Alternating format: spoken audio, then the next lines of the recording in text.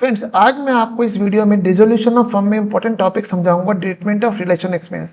Relation expense generally बच्चों का इस चैप्टर में एक पेन पॉइंट रहता है, उसके अंदर कई वैरायटी बनती है। तो मैं आपको वेरियस केसेस टेकअप करूंगा कि what could be the various type of the cases of relation expense और उसकी जनरल एंट्री क्या बनेगी। अब हमको रिलेशन एक्सपेंसेस के कॉन्टेक्स्ट में दो चीजें ध्यान रखनी है friend. Who is paying the expense and who has to bear the expense. अगर ये एक्सपेंस फर्म को बियर करना है तो हमें ध्यान रखना है कि हमारी बुक्स में रियलाइजेशन अकाउंट डेबिट होगा, बिकॉज रियलाइजेशन अकाउंट की नेचर है नॉमिनल अकाउंट, और जब भी डिसोल्यूशन के प्रोसेस में लॉस हो रहा है तो रियलाइजेशन अकाउंट डेबिट होगा। Now let's take up the various cases. Question simple कह रहा है रियलाइजेशन एक्सपेंस 20,000, कुछ नहीं बोला कौन बियर कर रहा है कौन पे कर रहा है, तो विल सिंपली अज्यूम कि ये खर्चा फर्म को बियर करना है और फर्म नहीं पे कर रहा है। तो इस सिनेरियो में रियलाइजेशन अकाउंट में डेबिट करूंगा to bank account 20,000 rupees. Simple case है, कोई टेक्निकलिटी इन्वॉल्व नहीं है। नेक्स्ट केस लेते हैं। Realisation expense of 20,000 paid by partner A. यहाँ पे भी हम एज्यूम कर रहे हैं, क्वेश्चन साइलेंट है, who has to bear the expenses, तो हम यहाँ पे भी एज्यूम कर रहे हैं कि ये खर्चा फर्म ने ही बियर करना है। तो फर्म ने बियर करना है तो हमने रियलाइजेशन अकाउंट को डेबिट कर दिया। बट यहाँ पे पे किसने करा है? फर्म ने नहीं पे करा, पे किसने करा है? ए ने करा है। इसका मतलब फर्म को ये पैसा ए को देना है, तो हमारी एंट्री बन जाएगी realisation account debit to A's capital account 20,000। Simple case है। आइए नेक्स्ट लेते हैं। Realisation expense of 20,000 to be borne by A and paid by. यहाँ क्वेश्चन मुझसे स्पेसिफिकली कह रहा है कि ये खर्चा ए को ही बॉर्न करना है और ए ने ही पेड कर दिया। इसका मतलब ये खर्चा जब ए को बॉर्न करना है तो फर्म की बुक्स में कहीं भी रियलाइजेशन अकाउंट में अपीयर नहीं होगा, और पे किसने कर दिया? ए ने कर दिया है। इसका मतलब फर्म की बुक से कोई कैश पे भी इंपैक्ट नहीं आया। तो इस केस में no entry, since expense is to be borne by A and also paid by A.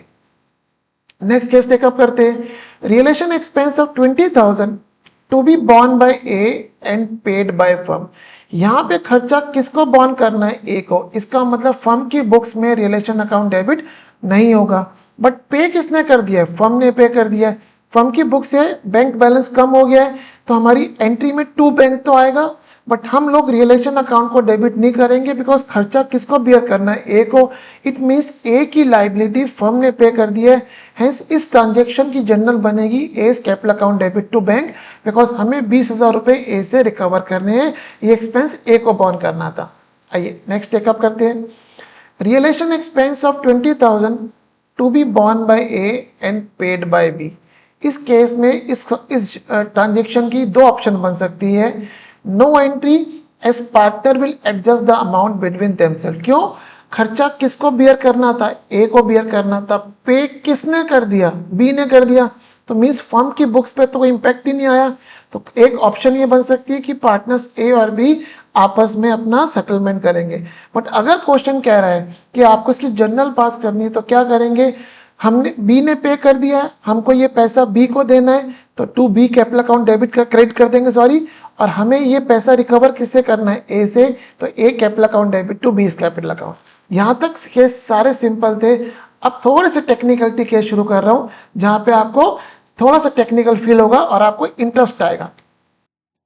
Realisation expense up to 10,000 to be borne by A and amount in excess of 10,000 to be borne by firm. Actual खर्चा आया 15,000। 10,000 तक का खर्चा ए को born करना है और उसके ऊपर का खर्चा फर्म को बॉर्न करना है। हम अब ट्रांजेक्शन लेते हैं। Entire expense paid by firm. 15 का 15,000 का पेमेंट किसने कर दिया फ्रेंड्स? फर्म ने कर दिया। इसके मतलब फर्म की बुक से 15,000 रुपए का बैंक बैलेंस कम हो गया, टू बैंक कर दिया। अब यहाँ पे 10,000 तक का खर्चा ए को बॉर्न करना था, 5,000 का खर्चा फर्म को बॉर्न करना था। तो मैंने आपको ऊपर बताया था जो भी खर्चा फर्म को बॉर्न करना है टू दैट एक्सटेंट हम रियलाइजेशन अकाउंट को डेबिट करेंगे। तो हमने यहाँ पे रियलाइजेशन अकाउंट को 5 से डेबिट कर दिया।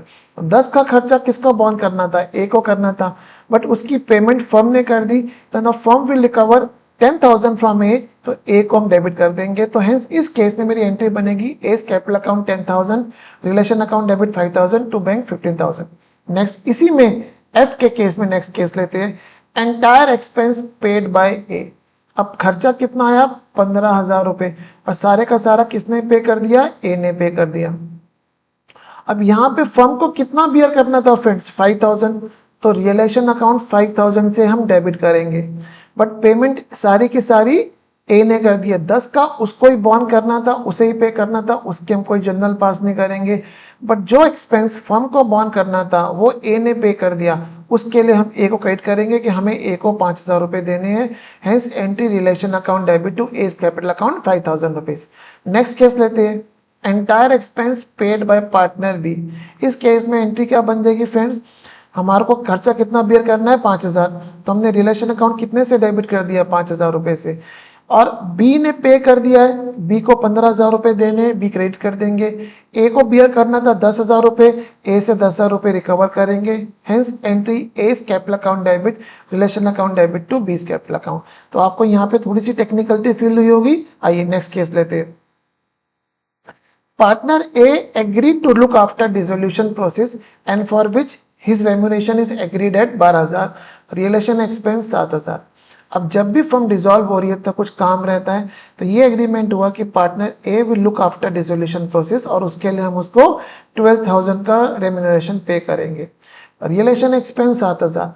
यहाँ पे क्वेश्चन हमें नहीं बता रहा कि ये रिलेशन एक्सपेंस किसको बॉन्ड करना है, क्वेश्चन साइलेंट है, तो हम एज्यूम करेंगे ये खर्चा फर्म को ही बॉन्ड करना है। तो इसमें हमने पार्टनर को रेम्यूनरेशन कितना देना है 12,000, ये हमारा एक एडिशनल खर्चा हो रहा है क्योंकि पार्टनर काम कर रहा है।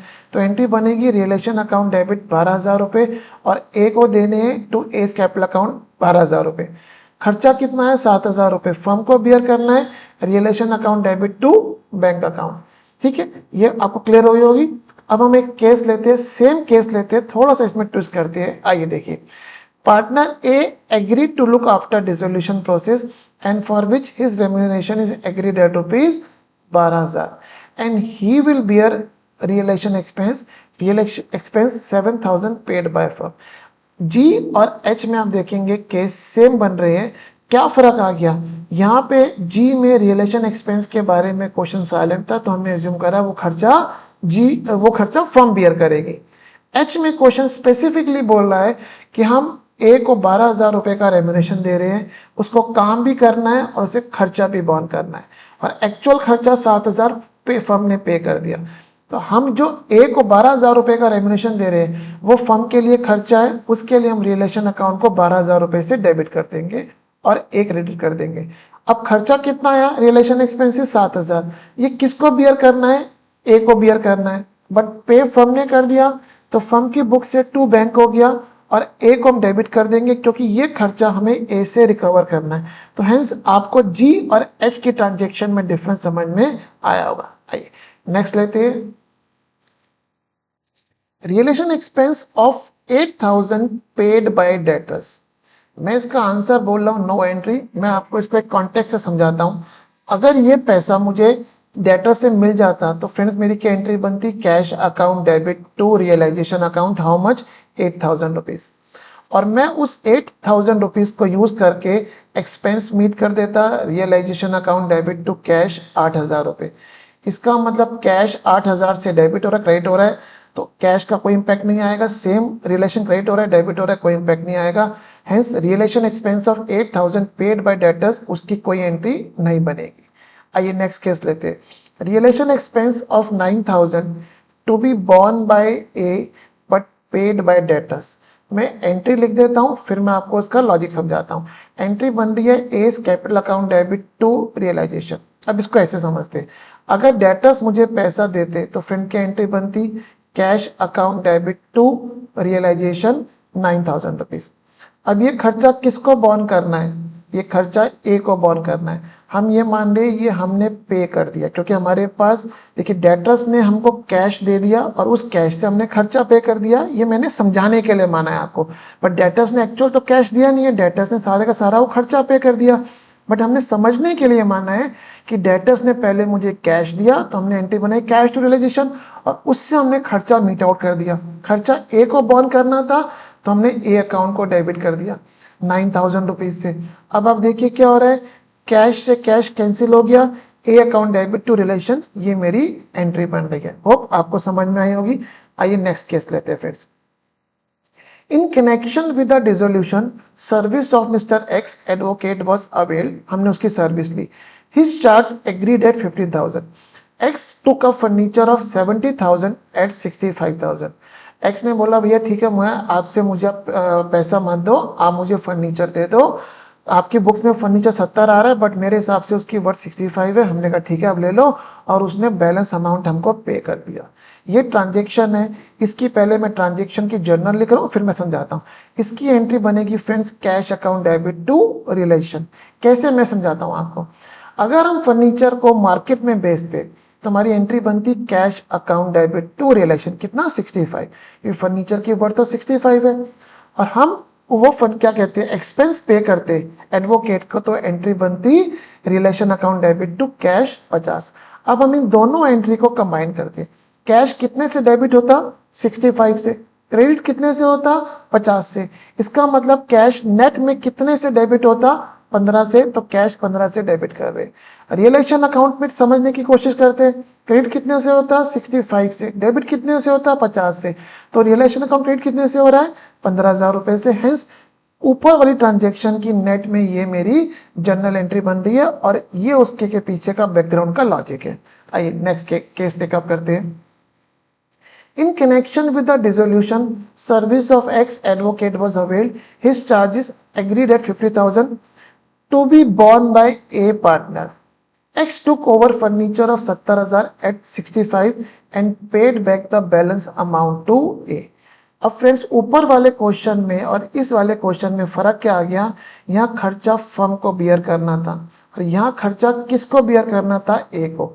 तो बट एडवोकेट ने करा क्या, एडवोकेट ने फर्म का फर्नीचर टेकअप कर लिया और जितना बैलेंस अमाउंट था वो उसने किसको दे दिया, ए को दे दिया। अब हम इसमें समझने की कोशिश करते हैं। हमारे पास फर्नीचर की जो मार्केट प्राइस है उसकी वर्थ कितनी है 65, वो हमारे पास से जा रहा है, तो हमने यहाँ पे 65,000 को रिलेशन का क्रेडिट कर दिया। तो जब भी हम एसेट को बेचते हैं तो, और वो एसेट को हम प्रीवियसली रिलेशन में ट्रांसफ़र कर चुके हैं, तो एसेट के बेचने के वक्त रिलेशन क्रेडिट होगा ही होगा। अब वो 65,000 हमारे पास कहाँ पे चले गए, हमें पैसा तो नहीं मिला, वो सारे का सारा अमाउंट किसके पास चला गया, ए के, क्योंकि ए ने यहाँ पे वो खर्चा बॉर्न करना था।